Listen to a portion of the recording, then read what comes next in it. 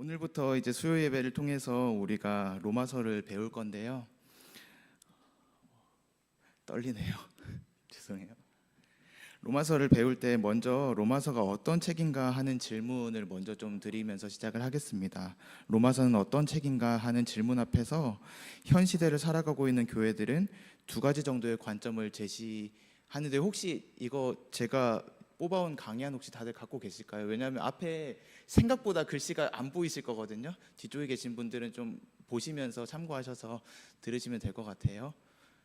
저기 주보함 위에 주보함 헌금함 위에 있습니다. 네, 로마서가 어떤 책인가? 첫 번째 관점은 이것입니다.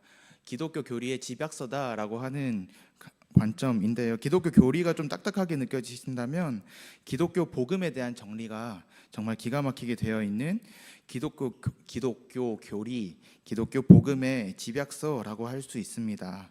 그렇기 때문에 우리는 이 로마서를 통해서 복음이란 무엇인가, 복음이 우리에게 가져다주는 유익은 무엇인가, 또 복음이 우리에게 요구하는 것은 무엇인가에 대해서 배우고 공부할 수가 있습니다. 아마 다음 주부터는 좀 이러한 관점 안에서 우리가 로마서를 하나하나 공부해 나갈 거고요. 오늘 우리는 두 번째 관점으로 이 로마서를 보려고 합니다. 역사적인 관점인데요. AD 1세기경 로마 교회에 보내어진 편지라는 관점으로 이 로마서를 오늘 좀 씹고 뜯고 맛보고 즐기는 시간으로 가져보려고 합니다. 현장에서 또 필드에서 사역하고 있던 한 선교사가 한 교회의 필요를 보고 그 필요에 대한 대책, 어떤 문제 해결 방안을 제시하는 하나의 서신으로서 이 로마서를 바라보는 것이죠. 그러기 위해서 어느 정도 좀 긴 시간을 할애해서 역사적인 배경, 로마서가 쓰여질 당시에 로마는 어떤 상황에 처해 있었나 하는 역사적인 배경을 설명을 드릴 것이고요. 그 배경 안에서 로마서를 통해서 로마 교회에 전하고자 했던 이 메시지가 무엇인가, 이 로마서를 관통하고 있는 메시지가 무엇인가에 대해서 오늘 같이 살펴보려고 합니다. 먼저 조금 양해의 말씀을 드리면요, 제가 말씀을 계속 준비하는데 시간이 가늠이 잘 안 돼요. 제가 항상 목사님께 시간에 대한 압박을 항상 드리는데 시간을 잘 못 맞추겠더라고요. 그래서 시간이 엄청 짧게 끝날 수도 있고요, 할렐루야, 오히려 엄청 늦게 끝날 수도 있다. 그런데 제가 정말 이게 준비를 하면서도 말씀을 오랜만에 전하다 보니까 이게 원래 교회에서 말씀 전할 때 입던 정장이 있었거든요. 근데 안 맞아요. 그 정도로 좀 시간이 흘렀어요. 좀 양해를 좀 부탁드리고요. 되도록 정해진 시간을 칼같이 지키는 방향으로 좀 진행을 해보도록 하겠습니다. 괜찮으시죠? 네, 괜찮으실 거예요. 자, 로마서는 언제 쓰여졌는가에 대한 질문부터 하겠습니다. 사도 바울은요, 신약 성경 27권 중에서 13권의 서신을 썼다라고 모두가 이렇게 알고 있습니다. 13권 모두 서신이고요. 그런데 우리가 보고 있는 성경에서의 순서로 따진다면 사도행전 다음에 로마서가 나오고 고갈앱 이런 순서로 나오잖아요. 근데 이 순서는 사실 사도 바울이 기록한 순서는 아니에요. 기록한 순서대로 한다면 갈라디아서가 제일 앞에 쓰여진 것입니다. 보실까요? 1차 전도여행 당시에 갈라디아서가 쓰여졌거든요. 그리고 그 이후에 데살로니가 전후서, 그리고 고린도 전후서, 그 다음에 로마서, 그 뒤로 옥중서신이라고 불리는 에베소서, 골로새서, 빌레몬서, 빌립보서가 쓰여지고, 가택연금이 끝난 이후에 바울이 순교하기 전까지 쓰여진 디모데전서, 디도서, 그리고 디모데후서까지 이 순서대로 바울이 기록을 했습니다. 그래서 기회가 되신다면 이 순서대로 성경을, 바울 서신을 보시는 것도 도움이 되실 거예요. 바울이라고 하는 한 사람의 삶 속에서 이 갈라디아서를 쓸 때로부터 시작해서 디모데후서, 그 마지막 고백이 있죠. 내가 선한 싸움을 싸우고 나의 믿음을 지키고 나의 달려갈 길을 마치고 나의 믿음을 지켰으니 이제 후로는 나를 위하여 의의 면류관이 예비되어 있으니 나의 사랑하는 하나님께서 내게 주실 것입니다 라고 하는 이 고백이 나오기까지 바울이라고 하는 사람이 어떻게 복음을 받아들여 왔는가, 바울이라는 한 사람 안에서 복음이 어떻게 확장되고 그 생명이 어떻게 자라갔는가 하는 것을 좀 보실 수 있을 거예요. 추천드리고요. 특별히 오늘은 로마서를 보실 거죠. 로마서는 보시는 것처럼 3차 전도여행 당시에 쓰여졌습니다. 조금 더 구체적으로 보신다면 3차 전도행이 끝나갈 무렵 이제 사도행전 20장에서는 예루살렘으로 돌아가기 전에 마게도냐와 헬라라는 지역에서 한 석 달 정도 바울이 머물렀다라고 기록하고 있는데요. 이때에 로마서가 쓰여졌다라고 보는 것이 대부분의 일반적인 견해입니다. 그리고 로마서 16장 후반부에서는 사도 바울과 또 이 로마서를 받아 적고 있는 더디오라고 하는 사람, 그리고 그 지역의 온 교회를 가이오라고 하는 사람이 돌보고 보살피고 있다라고 기록하고 있어요. 이런 전반적인 상황들을 봤을 때 우리는 로마서를 기록하고 있는 바울은 현재 예루살렘에 들어가기 전 마게도냐와 헬라 지역, 특별히 고린도 지역에 있는 가이오라는 사람의 집에서 석 달 정도 머무르고 있었고, 그 가운데 로마 교회의 어떤 소식을 듣고 그 로마 교회에 이런 편지를 써줘야겠다라고 편지를 기록했고, 더디오라는 사람을 통해서 그 편지가 전해졌다라고 우리가 볼 수 있습니다. 이 시기는 AD 57년경으로 우리가 보는데요. 이 57년이라는 연도를 좀 기억해 주시면 좋을 것 같아요. 여기까지 이해되시나요?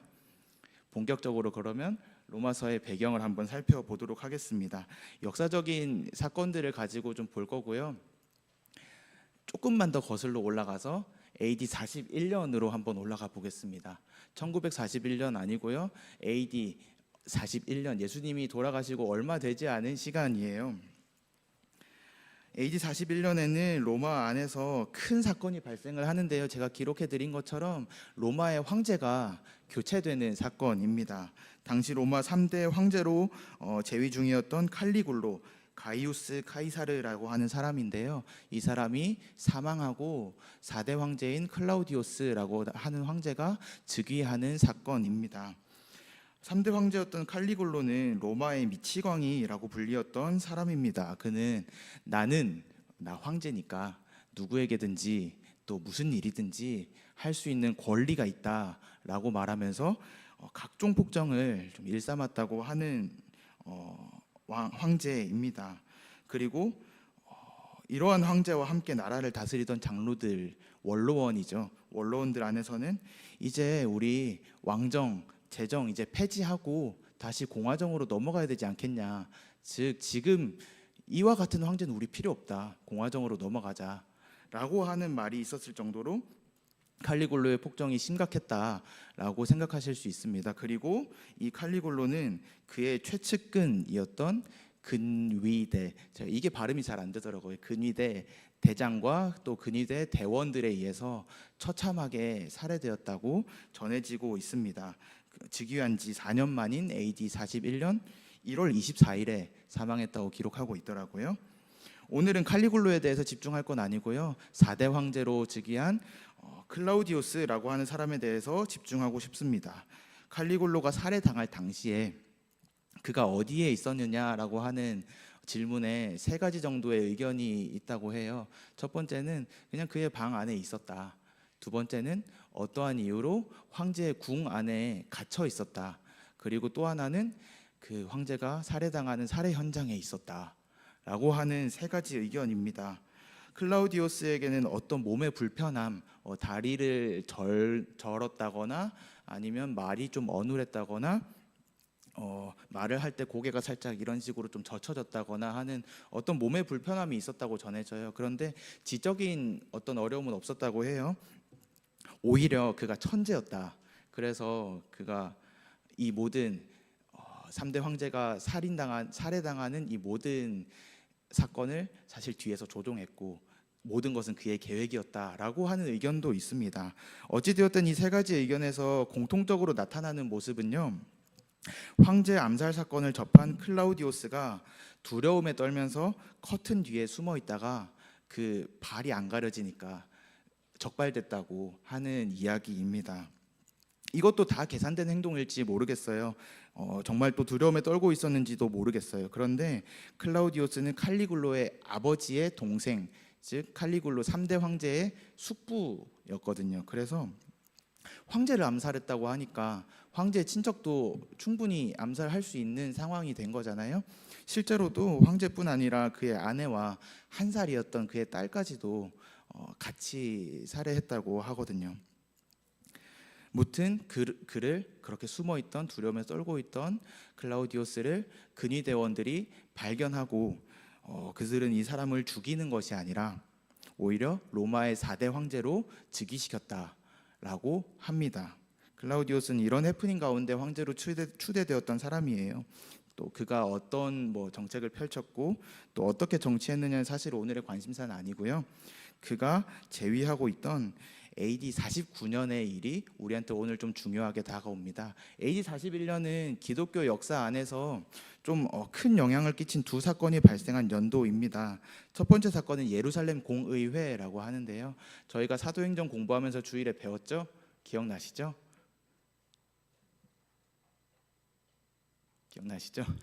사도행전 15장에 나와 있어요. 이방인에게 율법의 멍에를 메우지 마라라고 하는 내용이 정해졌던 공의회이고요. 오늘 집중하고 싶은 것은 두 번째 사건, 로마에서의 유대인 추방 사건입니다. 예루살렘 공의회에 대해서는 우리가 배웠지만 기억을 더듬어 보시면 사실 이 유대인 추방령에 대해서도 우리가 살짝 언급하고 지나간 부분이 있어요. 보시게 되실 거예요. 자세히 살펴보겠습니다. AD 49년 로마 안에서 분쟁이 발생하는데요. 작은 소동, 어떻게 보면 큰 소동이 발생하는데요. 이 분쟁은 유대인들 안에서 벌어진 소동이었습니다. 당시의 유대인들은 48년의 기록으로 봤을 때는 약 649만 명, 이 숫자는 로마 인구의 한 10% 정도를 차지했다고 해요. 이 인구의 10%를 차지할 뿐 아니라 다양한 직업군에 속해서 막강한 경제력을 가지고 있었다고 합니다. 그런 유대인들이 서로 분쟁을 했다. 그래서 그 안에 로마 안에 경제가 위축되기 시작한 것이죠. 경제가 타격을 입기 시작한 것이죠. 그래서 자연스럽게 이 유대인들 안에서 벌어진 소동이 황제에게까지 자연스럽게 전달이 되었고, 이 황제 클라우디오스라고 하는 황제가 평소에도 조금 극단적인 결정들, 정치적인 결정들을 내리곤 했다고 해요. 단 한마디, 유대인들 다 나가, 유대인들 그냥 다 쫓아내버려 라고 하는 한마디로 이 문제를 깔끔하게 해결했다고 합니다. 이 부분에 대해서 수에토니우스라고 하는 로마 역사가는 클라우디오스 황제의 생애라는 글을 통해서 로마에 있던 유대인들 사이에서 크레스토스 때문에 분쟁이 끊이지 않고 폭동이 일어났으며, 이로 인해 황제가 칙령을 내려 모든 유대인들을 로마에서 추방했다라고 기록하고 있습니다. 여기서 원인이 되었다고 하는 크레스토스라고 하는 단어가 중요해 보이시죠? 어떤 단어와 비슷하다고 느끼실 텐데요. 크레스토스는 크리스토스라고 하는 말의 라틴어 음역으로 보시면 됩니다. 크리스토스, 예상하시는 것처럼 그리스도, 메시아라는 뜻입니다. 즉 유대인들 사이에서 그리스도 때문에 어떤 분쟁이 발생했는데요. 유대인들 사이에서 예수를 그리스도로 인정하고 있는 유대인들과 그것을 인정하지 않는 비그리스도인 유대인들 사이에서 복음을 전파하는 일에 관련해서 분쟁이 발생했다라고 보는 것이 일반적인 견해입니다. 그리고 이 유대인 추방 사건에 대해서 아까 우리가 사도행전에서 배웠다고 말씀드렸죠. 사도행전 18장 2절 말씀을 보시면 아굴라와 브리스길라 부부가 등장하는데요. 아굴라라 하는 본도에서 난 유대인 한 사람을 만나니 글라우디오가 모든 유대인을 명하여 로마에서 떠나라 한 고로라고 기록하고 있습니다. 그 유명한 아굴라와 브리스길라 부부가 바울을 만나게 된 것도 이 유대인 추방령에 의해서 로마에서부터 쫓겨남으로부터 시작된 일이다라고 하는 것이죠. 여기까지 좀 이해가 되실까요? 이해가 되실 거예요. 제가 너무 잘 설명했잖아요. 안 되셔도 넘어가셔도 괜찮아요. 우리가 집중해야 될 것으로 좀 다시 넘어가 볼게요. 로마에서 유대인이 쫓겨났다, 로마 안에 유대인이 없다, 이게 아니라 우리가 오늘 집중해야 될 것은 그렇다면 로마 교회는 지금 어떤 상황이냐 하는 것이겠죠. 로마에 유대인이 없으니까 자연스럽게 로마 교회에도 유대인이 없었겠죠. 그런데 중요한 것은요, 로마 교회뿐만 아니라 그때 당시에 모든 초대 교회에서는 유대인들이 교회의 중요한 요직을 맡았다라고 하는 것입니다. 그러니까요, 로마에서 한순간에 유대인들이 모두 사라졌다, 로마 교회에서 유대인들이 모두 사라졌다라고 하는 말은요, 말씀 전하시던 목사님이 못 오시는 거예요. 찬양 인도하던 찬양 인도자가 없는 거예요. 우리로 치면 반주자가 없어진 거예요. 그 외에 교회를 운영하고 있던 전반적인 리더진들이 교회에 못 나오게 된 상황. 못 나오게 될 뿐 아니라 그때 당시에 저희처럼 막 이렇게 연락이라도 할 수 있고 막 줌으로라도 막 이렇게 띄워놓고 할 수 있고 이런 상황도 아니잖아요. 로마의 교회에 리더진이 모두 사라진 상황인 것입니다. 그리고 어찌되었든 시간이 지나서 그들은 첫 번째 주일을 맞이했겠죠. 로마 교회로서는 두 가지 선택을 할 수 있었을 것 같아요. 첫 번째는 야, 우리 조금만 예배 멈출까? 유대인들이 돌아올 때까지 예배 잠시 멈출까? 하는 선택이 있었을 거고요. 또 하나의 선택지는 아니야, 우리끼리라도 어떻게든 이 예배를 이어가자라고 하는 의견이 있었을 것 같아요. 이건 우리 코로나 때랑 좀 비슷하죠. 코로나 시기를 지나올 때 우리 예배 오프라인 예배를 이렇게 드리지 못할 때 온라인으로라도 어떻게 해보자. 아니야, 잠깐 쉬자. 뭐 이런 의견들이 있었잖아요. 그런데 로마 교회를 향한 어떤 기록들을 보면 로마 교회는 멈춘 적이 없습니다. 그 말은 두 번째 선택을 했다는 것이죠. 남아있는 이방인들끼리 우리끼리라도 우리 예배 드리자라는 선택을 했다는 것으로 보입니다. 자, 첫 번째 주일 어땠을까요? 평소에 올라오시던 목사님이 아니라 평신도 한 명이 갑자기 강단에 등장합니다. 말씀 잘 전했을까요? 힘들었겠죠. 말하는 자나 듣는 자나 좀 힘들지 않았을까요? 찬양 인도를 하던 사람이 갑자기 나오지 않았어요. 그래서 다른 사람을 어떻게든 좀 나름대로 세웠겠죠. 너 기타 잘 치니까 너 기타 치면서 찬양 인도 좀 할래? 이렇게 세웠겠죠. 반주자 평소에 하던 사람이 못해요. 그래서 너가 그래도 반주 좀 하니까 너 교회 반주 좀 섬겨줄래? PPT, 식당 봉사 다양한 방면에서 나름대로 이방인들끼리 우리 그래도 예배 드리자라고 하는 한 마음 안에서 나름대로 섬길 사람을 세우고 나름대로 첫 번째 주일 예배를 마쳤을 거예요. 나름대로 조금 힘들었을 수도 있겠지만요. 그런데 그들 안에 있었던 소망은 무엇이었을까요? 우리가 코로나 때 곧 끝날 거야. 코로나 곧 종식될 거야. 다음 주에 정부에서 발표한데 종식 선언 날 거야 라고 했던 어떤 소망처럼 유대인들 곧 돌아올 거야. 얼마 안 걸릴 거야 하는 어떤 소망이 있지 않았을까요? 그런데 아쉽게도 그 일은 벌어지지 않았어요. 6개월이 지나도 1년이 지나도 유대인들이 돌아오지를 않는 거예요. 여러분 1년이라는 시간을 생각해 보시면요, 1년 52주거든요. 제가 처음 오랜만에 여기 이렇게 올라와서 그렇지 제가 50번을 여기에 선다 라고 한다면 조금은 그래도 지금보다 조금 더 익숙한 상태로 여기에 서게 되지 않을까요? 찬양 인도를 처음 하는 사람도 50번을 똑같은 일을 하면 그래도 조금은 익숙해지지 않을까요? 예배팀이 뭐 처음 했을 때는 막 합이 안 맞고 이래도 50번을 그래도 같이 죽이 되든 밥이 되든 해보면서 같이 연습하면서 시간을 보냈으면 그래도 합이 맞아 들어가지 않았을까요? 1년이라는 시간은 그런 시간이거든요. 그런데 1년이 지나도 유대인들이 돌아오지 않았어요. 2년이 지나도 3년이 지나도 그들이 돌아오지를 않는 거예요. 3년이라는 시간은 또 어떨까요? 3년 150번의 예배를 인도했어요. 제가요. 여기서 150번의 예배를 인도하는 거예요. 익숙함을 넘어서 그때쯤 되면은 그들만의 어떤 독특한 예배 문화가 생겨났을 수도 있을 것 같습니다. 어느 개척교회가 그러하듯이요. 어떤 본질적인 것은 그대로 가져가되 어떤 예배의 형식이라던가 식사를 하는 어떤 문화라던가 소그룹을 하는 문화라던가 이런 다양한 교회 안에서의 어떤 예배 문화들이 어느 정도는 자리 잡아 갔을 거라고 생각합니다. 그리고 또 1년이 지나서 4년이 지났는데도 돌아오질 않는 거예요, 이 사람들이. 그리고 5년째가 되는 AD 54년에 로마에서 또 한 번의 사건이 발생합니다. 예상은 되시죠? 이때 유대인들이 돌아왔다고. 보실까요? 클라우디우스라고 하는 황제는 4번 결혼했거든요. 그런데 이 마지막 4번째 부인은요, 이미 결혼을 해서 아들까지 있었던 상태에서 이 결혼을 성공합니다. 하나의 목적, 자신의 아들을 로마의 황제로 만들겠다라고 하는 목적 하나를 가지고요. 그리고 이 목적의 달성을 위해서 정말 다양한 정말 그리고 끔찍한 일들을 많이 자행을 해 왔는데요. 결국 AD 54년 10월 13일 클라우디우스 황제를 독살을 하는데 성공을 합니다.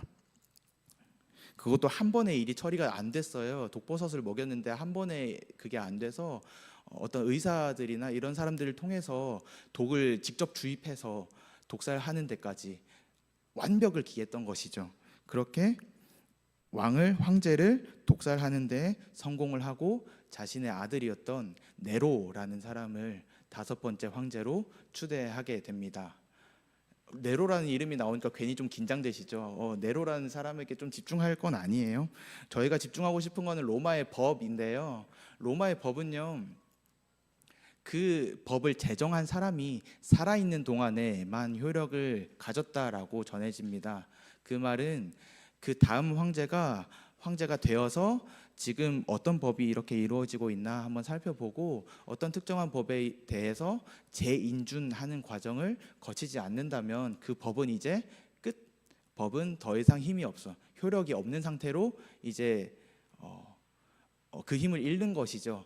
그렇게 되면서 자연스럽게 예상하시는 것처럼 이 유대인 추방령이라고 하는 것을 네로가 재인준하지 않음으로 말미암아 이 추방령은 힘을 잃고 자연스럽게 유대인들이 로마로 돌아오게 됩니다. 5년 만에요. 그리고 그 이후 3년이 지난 AD 57년에 아까 말씀드렸던 것처럼 로마서가 기록이 되고 로마 교회로 이 편지가 전달이 되게 됩니다.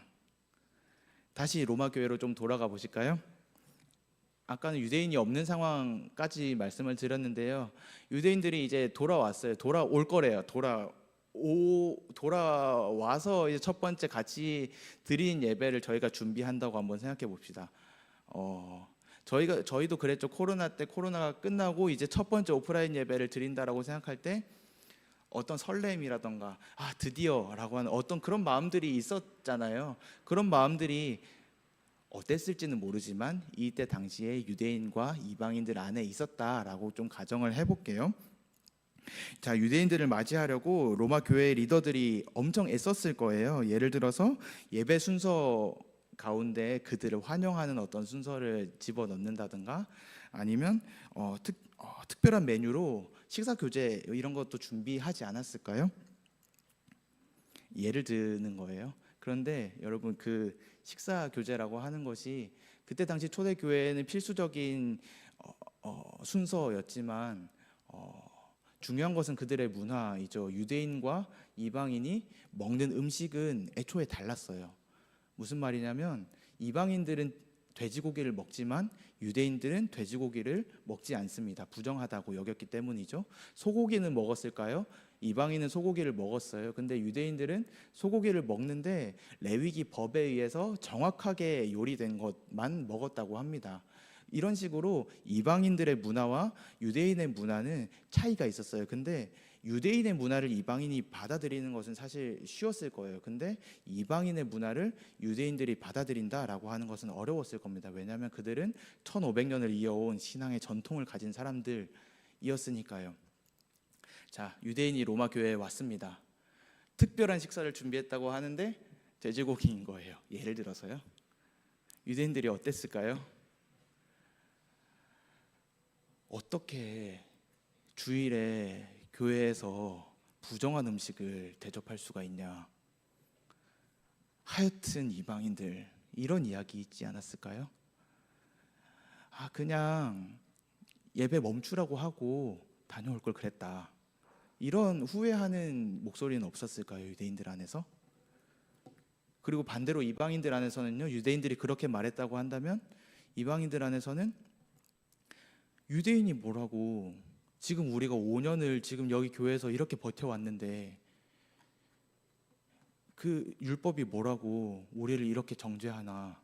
유대인들은 교만하다. 역시 교만하다 유대인들. 이런 목소리는 없었을까요? 유대인과 이방인의 분쟁이라고 하는 것이 이 로마서가 쓰여질 당시 로마 교회의 모습입니다.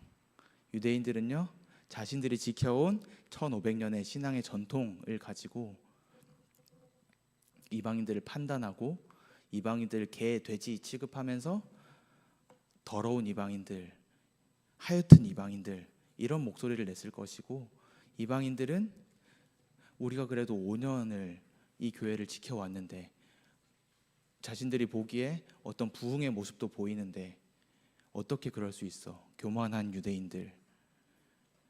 이런 모습이 로마 교회 안에 있었던 것이죠. 그리고 이런 로마 교회 3년이 지난, 유대인들이 돌아오고 3년이 지난 이 시점에 로마 교회에 로마서가 전달이 됩니다. 제 목소리가 잘 안 들리셨을 것 같네요, 갑자기.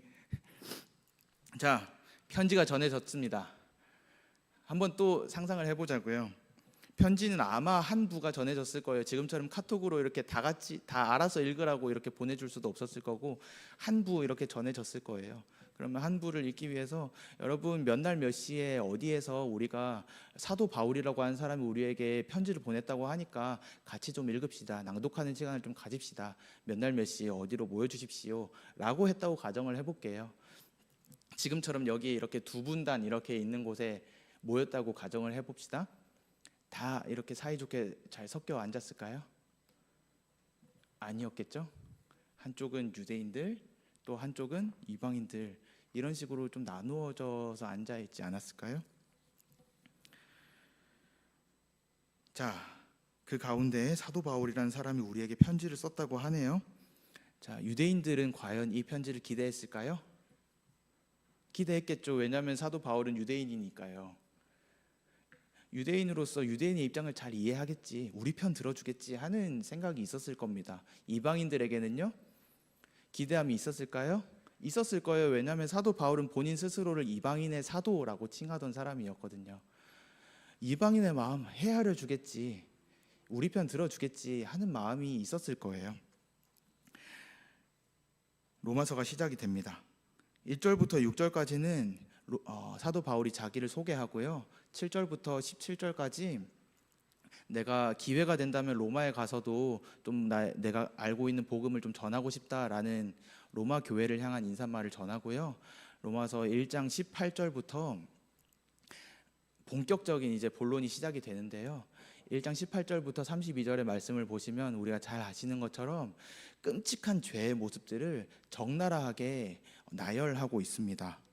살인, 추악, 악독, 부모를 거역하는 죄, 우상을 숭배하는 것, 이런 전반적인 우리가 흔히 죄라고 생각하는 모습들을 적나라하게 나열을 하고 있는데요, 이것들은 모두가 이방인의 죄였습니다. 이방인의 죄를 낱낱이 나열을 하는 거예요. 분위기가 어떻게 됐을까요? 이방인들 풀주고 있겠죠. 유대인들은요, 거 봐라, 하여튼 이방인들, 더러운 이방인들, 너네는 저렇게 죄 짓는 사람들이야 라는 의견들이 막 이렇게 있었을 수도 있을 것 같아요. 그리고 2장 1절이 시작됩니다. 2장 1절에 뭐라고 시작하냐면요, 그러므로 남을 판단하는 사람아. 남을 판단하는 사람 누구일까요? 이방인일까요? 유대인일까요? 유대인이겠죠. 남을 판단하는 사람아, 너 유대인들아 라고 말하면서 너희가 판단하는 것을 가지고 너희 스스로를 정죄하고 있다. 왜냐하면 앞에서 말했던 죄들 너희도 똑같이 범죄하고 있잖아. 그러므로 너희가 저 사람들 이방인들을 판단하는 것은 너희 스스로를 정죄하는 일이다 라고, 이방인들의 죄, 앞에서 나열했던 이방인들의 죄를 유대인도 이미 범죄하고 있음을 지적함과 동시에 유대인들은 거기에 더불어서 이런 죄도 범하고 이런 죄도 범하고 있어 라고 하는 유대인의 죄를 나열합니다. 그리고 3장 9절, 유대인이나 헬라인이나 다 죄 아래에 있다 라고 우리가 이미 선언하였습니다 라고 말하는 것이죠. 무슨 말일까요? 이방인이든 유대인이든 죄 아래에서 다 똑같은 사람들이다. 죄 앞에서만 똑같나요? 율법 앞에서도 우리는 똑같다. 여러분, 율법은 잘못이 없습니다.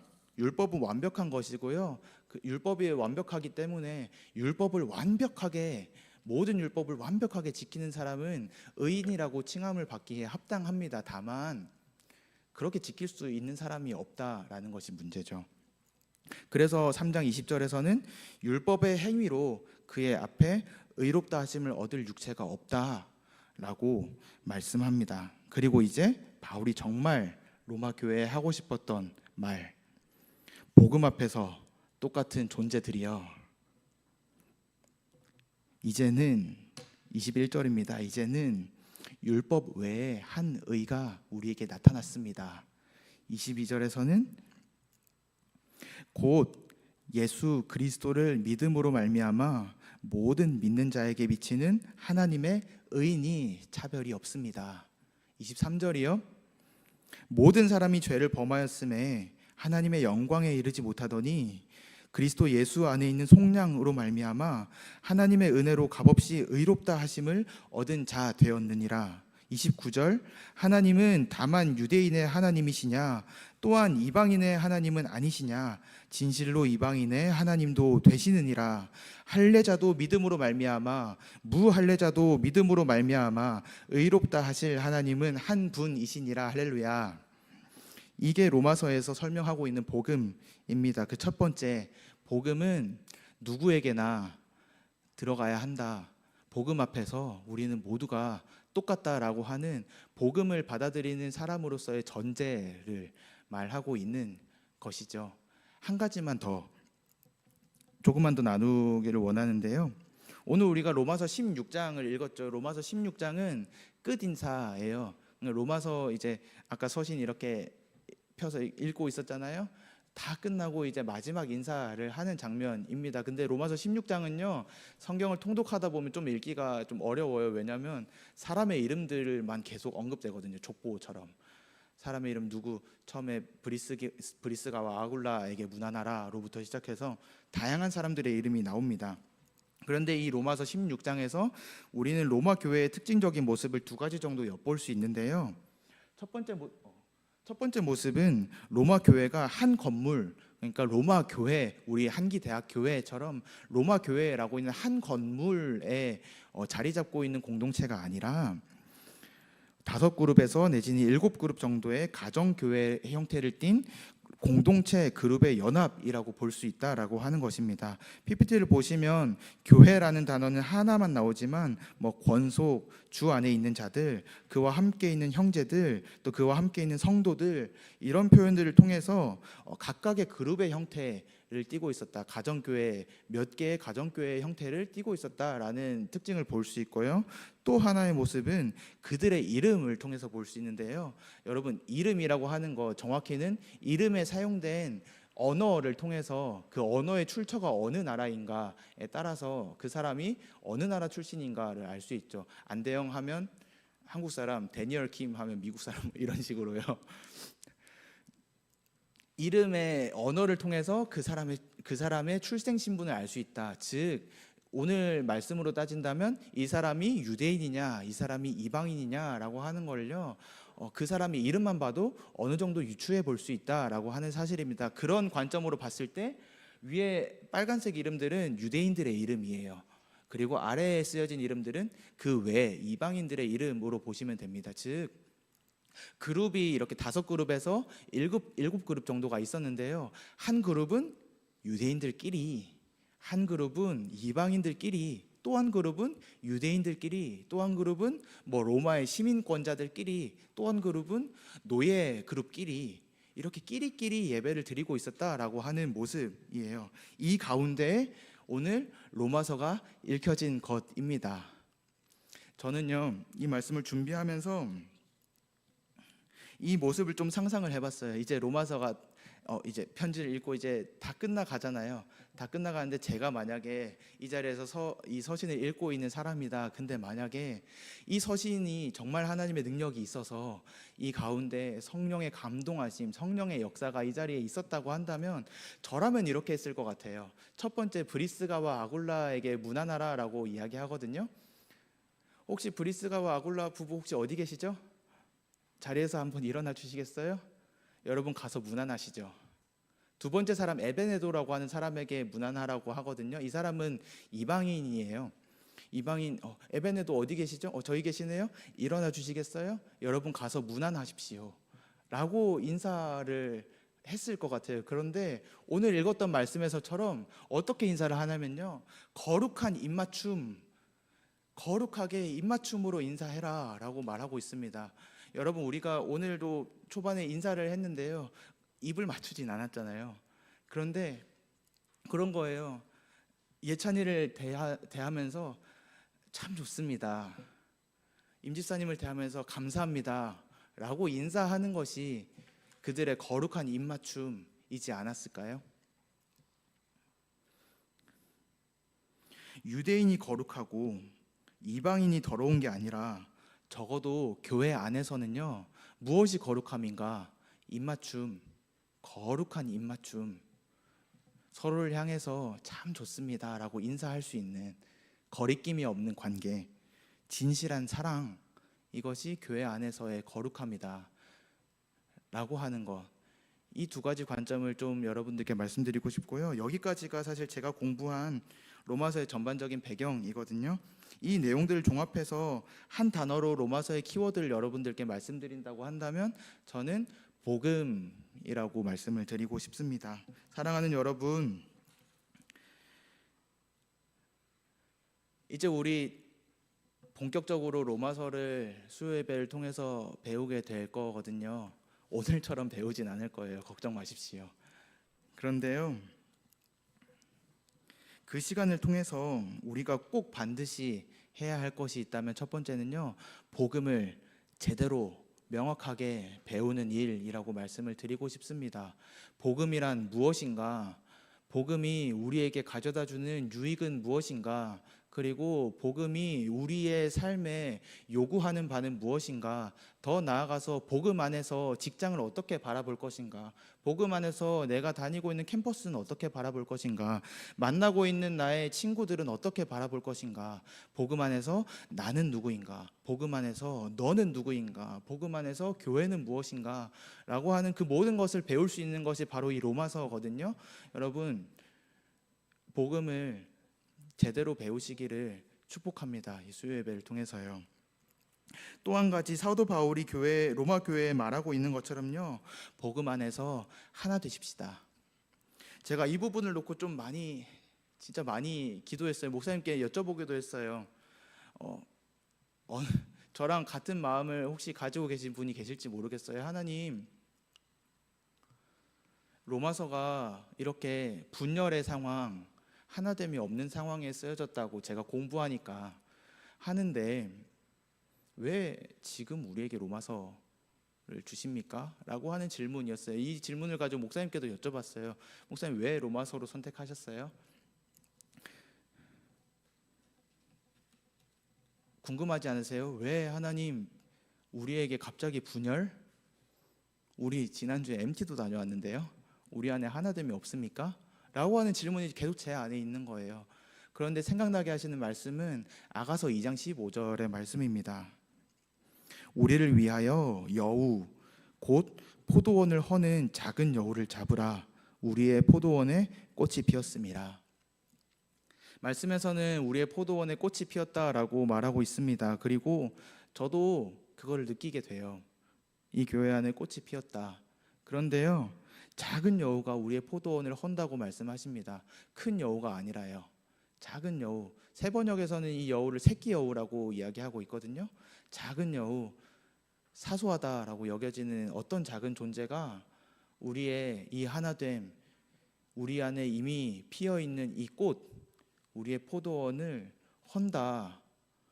그러니까 그 작은 여우 잡아라 라고 말씀을 하시는 것이죠. 어떤 사소한 표현들, 어떤 뒷담화, 험담, 표정, 말투, 끼리끼리 뭉치는 것들, 사소하다고 느껴질 법한 우리의 태도들이 꽃이 이미 핀 우리의 포도원을 충분히 헐 수 있다라고 하는 말씀입니다. 여러분이 생각하는 이 사소함, 이 작은 여우는 무엇인가요? 지금 생각나시는, 딱 작은 여우 했을 때 생각나시는 것이 있으신가요? 그거 우리 잡으십시다. 그거 잡고 진정한 하나됨이라고 제가 적어놨거든요. 기도하는데 그런 마음이 들더라고요. 교회 하나됨은 MT가 만드는 거 아니다. 어떤 프로그램이 만드는 거 아니다. 교회 하나됨은 복음이 만드는 것이다. 복음 안에서 그것이 이루어지는 것이다. 그래서 다시 강조드릴게요. 우리 이 수요 예배를 통해서요, 복음 제대로 배우십시다. 그리고 복음 안에서 하나 되십시다. 그러려면 어떻게 해야 될까요? 수요 예배에 좀 적극적으로 참여해 주십시오. 오셔서 말씀 들으시고 공부하시고 복음을 하나라도 더 얻어 가십시오. 그런데 어떤 이유로 인해서 이 자리에 못 나오시는 분들 계시죠? 제가 조금 더 노력할게요. 뭐냐면 제가 담을 수 있는 최대한의 사랑을 담고 최대한의 섬김을 담아서요, 영상으로 다시 보실 수 있게 꼭 만들어 드릴게요. 그러니까요, 어떻게든 복음을 좀 공부하셔서 복음을 제대로 배우셔서 자신의 것으로 가져가셨으면 좋겠습니다. 그리고 복음 안에서 하나 되기 위해서는요, 금요일에 나오셔야 돼요. 같이 기도해야 됩니다. 교회를 위해서 기도하고 있거든요. 서로를 위해서 기도하고 있거든요. 금요일에 나오셔서 같이 기도하시고, 또 주일 예배에 적극적으로 참여하셔서 예배만 드리고 집에 가시지 마시고, 끝나고 잘 지내셨는지 안부도 좀 물어보시고, 마라삼에도 더 적극적으로 참여해 주시고, 이 부분을 위해서 양육사역부가 더 노력해 주셔야 될 거예요. 어떻게 우리 안에 복음이 알려지고 복음이 일깨워지고, 그래서 그 복음을 가지고 어떻게 우리가 나눌 수 있는지, 그것을 어떻게 삶으로 가져갈 수 있는지, 어떻게 그것을 양육해 나갈 수 있을지 고민해 주시고요. 저는 예배사역부 간사로서 여러분들이 복음 안에서 참되게 예배하실 수 있도록 더 돕겠습니다. 더 노력하겠습니다. 이 모든 것을 통해서 복음 안에 하나 되어서 하나님께 영광 돌리는 우리 한기대학교의 모든 성도님들 되시기를 예수님의 이름으로 축복드립니다. 기도하겠습니다. 하나님, 우리에게 말씀을 통해서 부어주신 은혜가 있으니 감사합니다. 또 이 교회 안에 우리 성도님들의 삶 안에 이 로마서를 배워나가는 가운데 큰 은혜가 있기를 또한 소망합니다. 그래서 우리가 복음을 알아가고 복음을 담아내어 살아가고 복음이신 예수를 닮아가고 그 복음 안에서 진실로 하나 되어서 서로 사랑함으로 섬기게 하여 주십시오. 로마서를 공부하는 예배가 이제 시작되었으니 시작하신 하나님께서 이루실 것들을 기대합니다. 예수님의 이름으로 기도드립니다.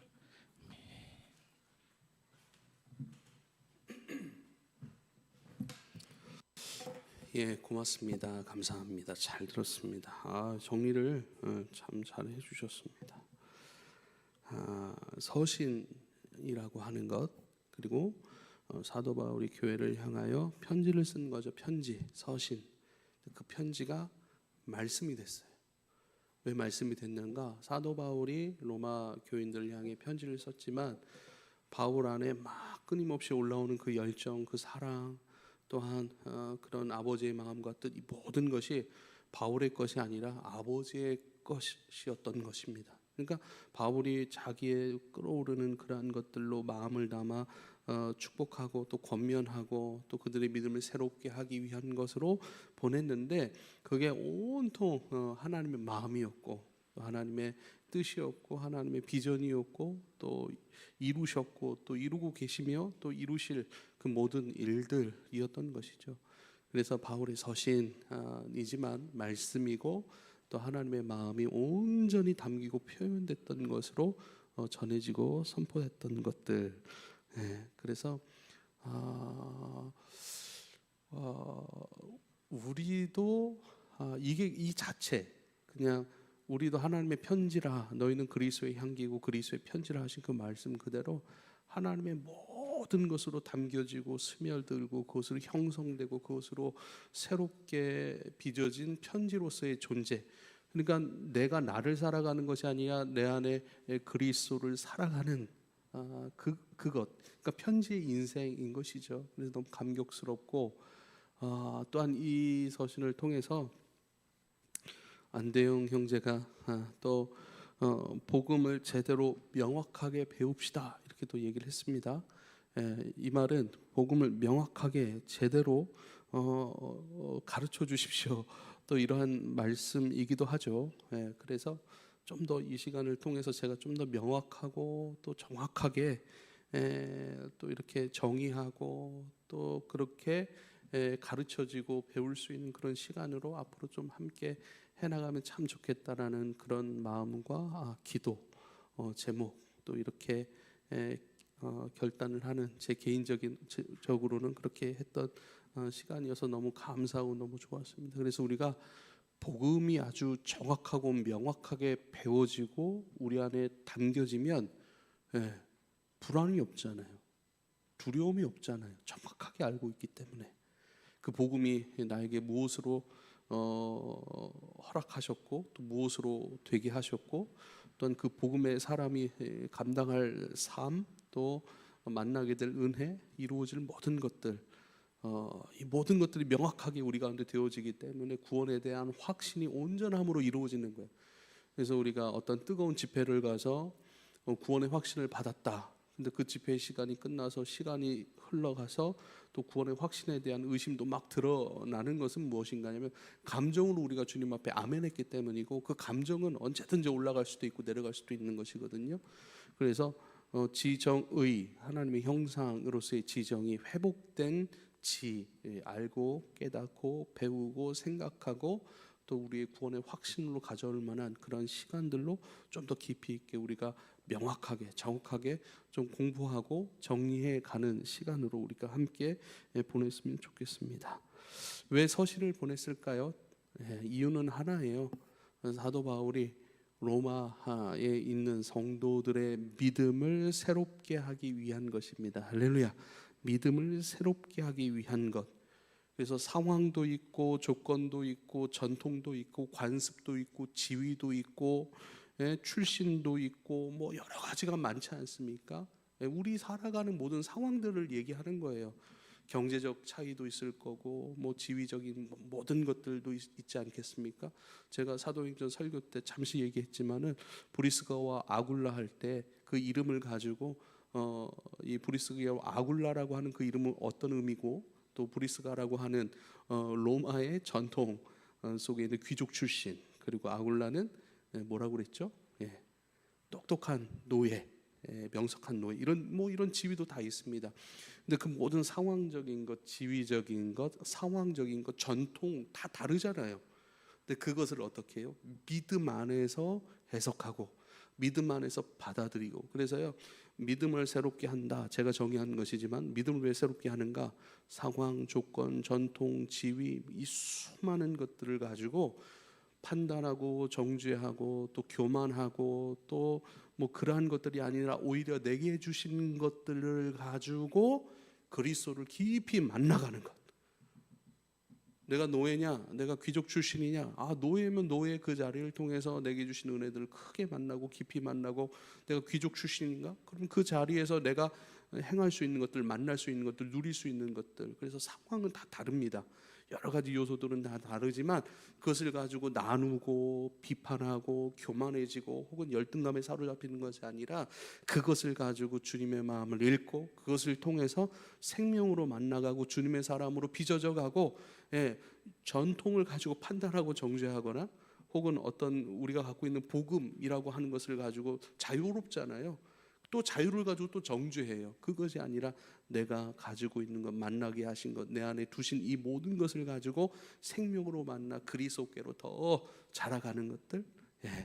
그래서 그들의 믿음으로 새롭게 하고자 이 서신을 주었던 것이죠. 오늘 강의 참 감사하고 오늘 우리도 다 달라요. 출신도 학력도 생긴 것도 다 다르고 지위도 다 다르지만 우리 각자의 주어진 그 상황 속에서 다른 것을 판단하거나 정죄하거나 뭐 교만하거나 열등감에 빠지는 것이 아니라 내게 주신 복음 안에서 이 상황들 모든 것들을 통해서 더 사랑할 줄 아는 사람, 기뻐할 줄 아는 사람, 더 자유롭게 주님 안에서 결정하고 주님 안에서 존귀한 인생으로 더 깊어져 가는 것으로 만나가고 또 그렇게 섬겨갈 수 있는 은혜가 이 로마서를 통해서 더 깊어져 갈 수 있기를 축복합니다. 할렐루야.